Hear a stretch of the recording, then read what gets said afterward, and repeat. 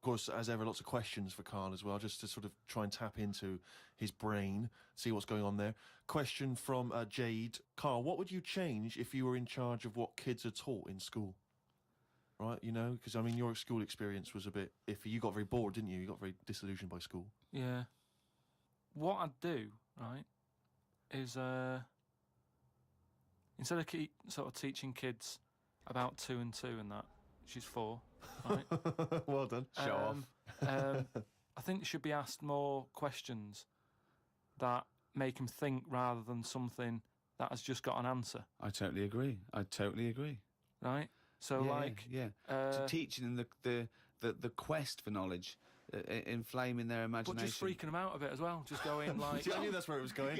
Because as soon as you started talking, Rick, I was thinking you're thinking some of the big existential or philosophical questions. You know, what does it mean to be human? What does it mean to interact with other humans? To be a human. Or teaching them sort of like philosophy on a basic level, that, you know, teaching them the love for learning. So, you know, get them back to a roots level so they want to learn and then they will learn, as opposed to just teaching them facts. Whereas... He was thinking, freak them out a bit. Yeah. No, just like, you know, like I read the other day, and someone sent it in on email, like how there's a dishwasher that's been found on Mars. Rubbish. Whoa, what? But it's not true. So tell them that. But it's not true. Go home and write about it. How did that happen? But it didn't happen. Well, it did happen. It was in a science magazine. No, it didn't happen. There's not a dishwasher on Mars. Why not?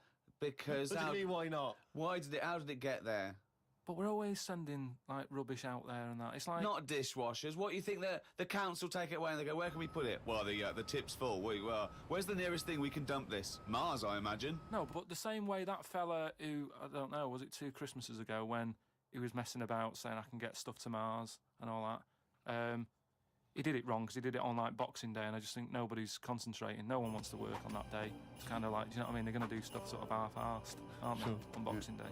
So... It didn't really get there, I don't think, but it crash-landed. What are you talking about? What was he trying to do? He was sending something up to Mars. Yeah, that little fella that wanted to get something on Mars, and it got... probe, you mean? And it didn't open properly. Yeah. It got there, didn't open. But the thing is, it got there, it didn't open properly. No one's been back to pick it up. And what I'm saying is, we're saying about going to Mars as our next planet. It's a tip. There's loads of stuff that's been flirted up there. No, it's not. What are you talking about? It's just all, like, that probe thing is still there, rotting away. Yeah. So... ipso facto, there is a dishwasher on Mars. We've settled that. Why would they have a dishwasher on Mars? Would they take the dishwasher up in the space shuttle in case they had dinner parties? What are you talking about? I just think they would have a little dishwasher in there. There's a lot of them, tight space. You don't want to... Who's going to do that? You know, that means... Do you know how much fuel it takes to move a kilogram out of the Earth's atmosphere? So they're going to take up a dishwasher, are they? Sorry, but what are they cooking up there, Karl? How many people does it take to fly a rocket? How many people? Tell me how many people. Well, it's either one monkey with a banana shoot that feeds it, or probably 2 or 3 humans. Right, say it's 3 humans. Yeah. Now, there's 3 humans because they need one to steer it. So one to stop at the petrol station to get more... What I'm saying is, if you're going to start having a sink, then whoever's washing up... They haven't got a sink. I know, because they've got a dishwasher. He's got you there. But anyway, I'm not going to go into that, but all I'm saying is teach kids things about... Say to them, right, when you go home tonight, there was dinosaurs knocking about ages ago. How would you have lived with them? Get on with it. See you later. Well, they didn't. I've told you this before. You got a lot of your information from the Flintstones and 1 million years BC with Raquel Welch. There weren't dinosaurs knocking around where there were little fellas knocking around in furry pants. No, but just sort of saying to them, all right then, here's a different question. Go on then. Would it be better to have dinosaurs knocking about now whilst we're here? Because I put that in my diary the other day, like, that when you think about it, there's a population problem. Yeah. There's too many of us. Yeah.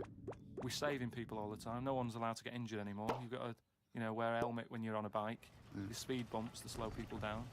Zebra crossing. Cures for illnesses. No one's dying anymore, right? Well, I think they are. Not as many as they should be, because the world's crowded. All I'm saying is there's still people dying. I think there's still people dying. Not that many, though. Yeah, I think there's still millions of people dying. Apparently, a handful. Loads of people are living longer. And that's a problem. So you feel that you should introduce Tyrannosaurus Rex into, say, London, just have them wandering around, just picking people up. That's what... Just you know, just sort of random and that. Because I don't know... I mean, I'm not wishing that anyone I know dies and that, but all I'm saying is I don't know anyone who's died for ages. Right. Whereas if a dinosaur was knocking about, you'd go... Neil's gone missing. Yeah. And Enora's had her head bitten off by a... Whatever. I just think then it is survival of the fittest, which is... We've lost all that now. You don't even have to be fit to survive. They just keep sticking a new lung on you. Or you know what I mean? They can do too much now to keep people They going. just keep sticking a new lung on you. Question from Kevin. He says, Carl, other than the famous boxing match that you've often talked about, I know that took up about 20 minutes of your time, have you ever been in any other kind of fight? I don't suppose a slanging match. I think they're talking, have you ever been in a physical fight? Once that I can remember. It was over a woman.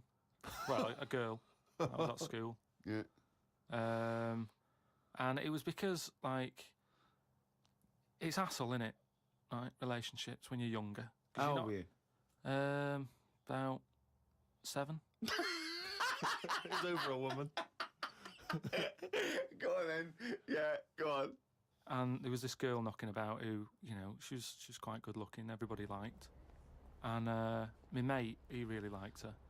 And I didn't sort of ask her out on that, but she just sort of took a shine to me and stuff. Right?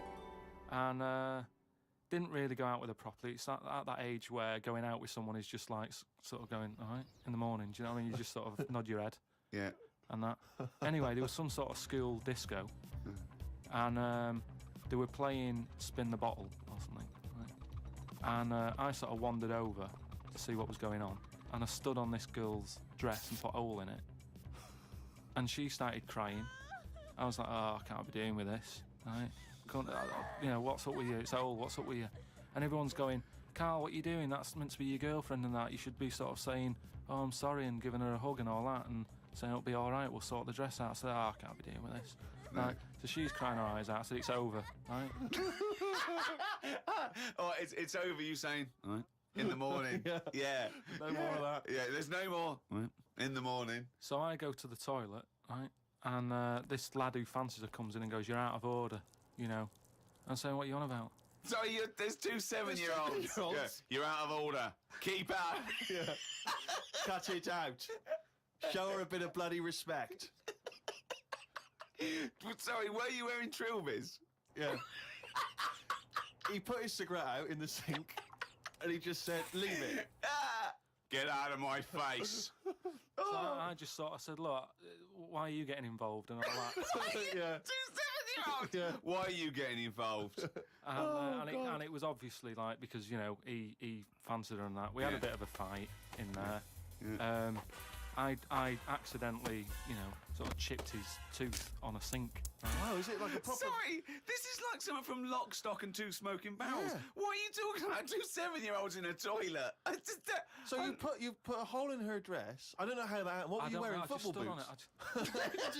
How did you make a hole in her dress? I don't know. It was like that sort of material. You were wearing winkle pickers. Like crepe. You know what I mean? It was like a crepe dress or something. Yeah. Right. And that got a hole in it. So you're having and when you say you're having a fight, I mean, are you wrestling with it? You got arm locks and a little head bit of locks? wrestling and shoving about and that. And it was an accident. I didn't sort of go, right, I'm going to break your teeth or anything. It's just that I happened to push his head down and his tooth hit the sink. Right. And it chipped and what have you. After that, like, I sort of left there and stuff, and we had to go into assembly. And there was a copper in there doing some presentation saying, listen, kids, you know, don't get into trouble because we're out there and we'll get you. Right? So sort of trying to teach the kids young not to get into any trouble and stuff. So I'm sat in the assembly room thinking, oh, God, there's a copper here talking, and like my mate's going to come in a minute, like with a chipped tooth and everything. And Questions are going to get asked. that's what kind of happened. I mean, the coppers didn't get involved. Yeah. Did you turn your back on violence after that then? Yeah. He said, you'll never take me alive, copper. Yeah. So yeah, that was the sort of last fight. Brilliant.